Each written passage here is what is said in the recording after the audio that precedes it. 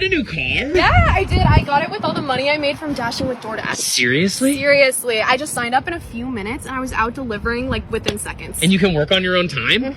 I make my own schedule so I can work as much as I want or as little as I want. It's the perfect side gig if you're trying to save up for something. Well, geez, I gotta start dashing. Yeah, you should sign up. I want to show you how I was able to afford AirPod Pros in 48 hours starting with nothing. First thing you're going to want to do is download the DoorDash driver app. After that, you're going to answer a few questions, and this honestly takes 5 minutes. Next, it's going to ask you if you want to use a car, an e-bike, or a bicycle. And we're in. As you can see, certain places will have promos for driving during certain times of the day, so if you time it right, you can actually make bank in a super short amount of time.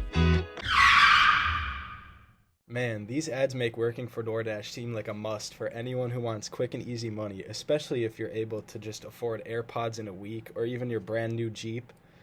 But is that really the reality while working in the gig economy? Stay tuned to find out through the rest of this video. The gig economy, something we are all familiar with in our everyday lifestyle, but yet many people don't know what it actually refers to. The gig economy refers to a labor market that is characterized by the prevalence of short-term contracts or freelance work as opposed to permanent jobs. Some examples of companies in the gig economy are Uber, DoorDash, Lyft, and grocery delivery services like Shipt and Instacart, as well as other freelance work like being a musician, working by yourself as a plumber or electrician, and anything else that falls under that category. Personally, I have experience working for Shipt, which is a grocery delivery service that picks up groceries from stores or even shops for groceries, and then you deliver them to the customer's house. The video clip playing in the background right now is from famous YouTuber and TikToker who goes by the name Bike Dasher. He posts daily videos of himself completing DoorDash orders and gives his audience a sense of what life might look like as a full-time DoorDash driver. The graphic on screen right now shows a survey of 1,008 workers from 2016 describing the pros and cons of working in the gig economy. As you can see, the upsides, 80% of them reported good flexibility within their everyday schedule, 49% had a good amount of control of their own work, and 33% said a pro was working from home.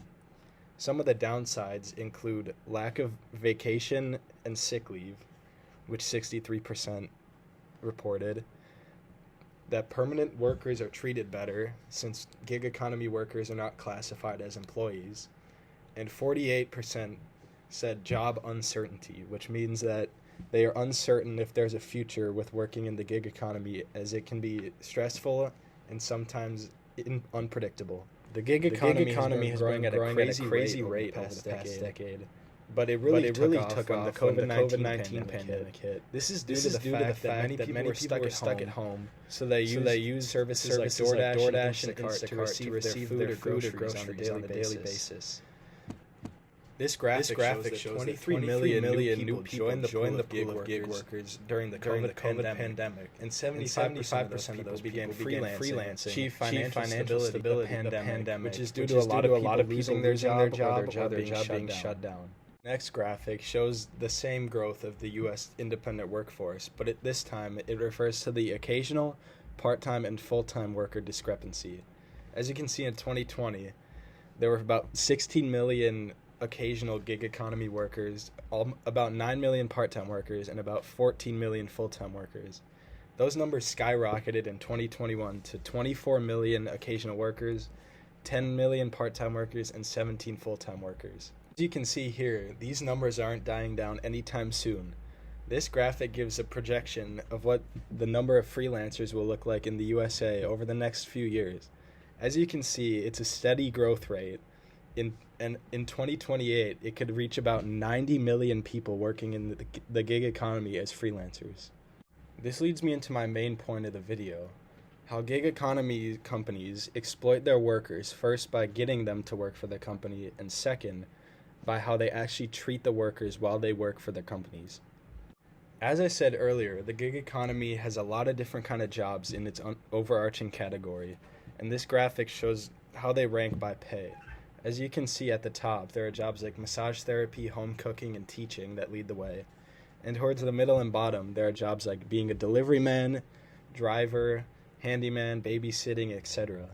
There is one thing in common with all these jobs. They all rank nearly close to minimum wage pay, especially if you're working them as a full-time job.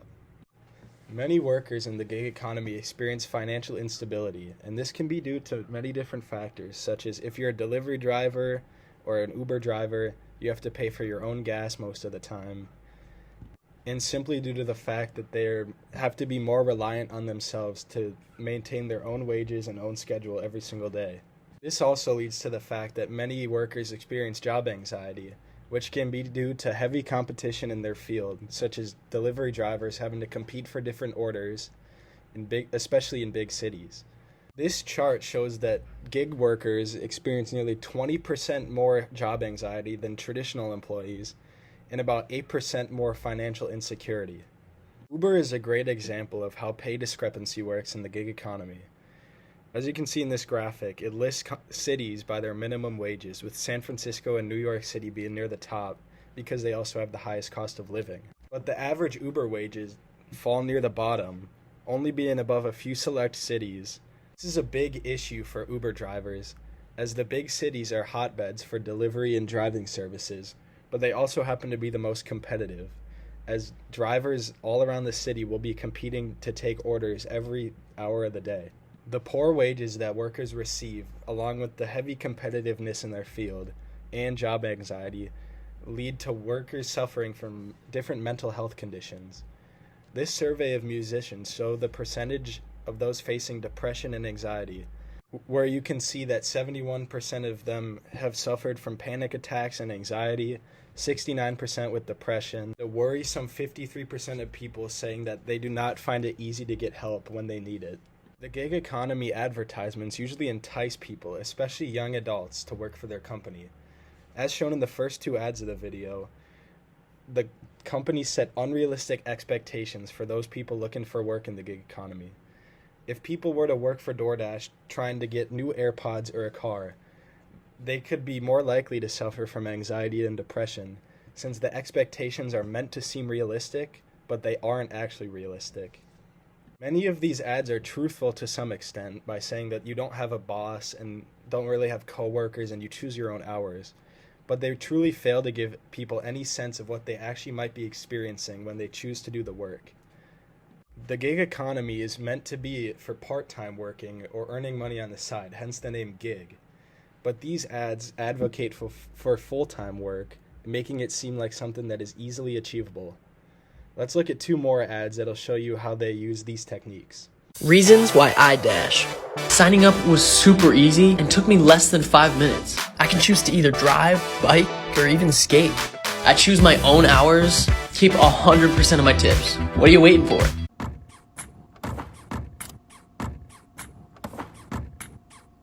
Hi, my name's Ian. I'm a musician, a singer, a content creator, and I'm also a dasher. Dashing gives me the freedom and flexibility I need to earn money while still pursuing my dream of being a professional musician. I can go earn money whenever I want and cash out as soon as I'm done dashing. Now, I'm not saying by any means that working in the gig economy is a horrible choice and that no one should do it, but I am saying that it requires a lot more thought to go into it than many people expect. If companies such as DoorDash were to market the work as part-time, it would set fair expectations for all those who want to work in the gig economy. This would lead to lower levels of anxiety and depression and other mental health effects, and would create a safer space for all the workers. If people choose to do full-time work in the gig economy, it would be nice for the companies to provide some sort of special incentives for those people who use it as their main source of income, as it is not easily achievable in these days. It is really important for companies to follow along these footsteps, since the gig economy has taken off recently and it will continue to grow and thrive in the foreseeable future.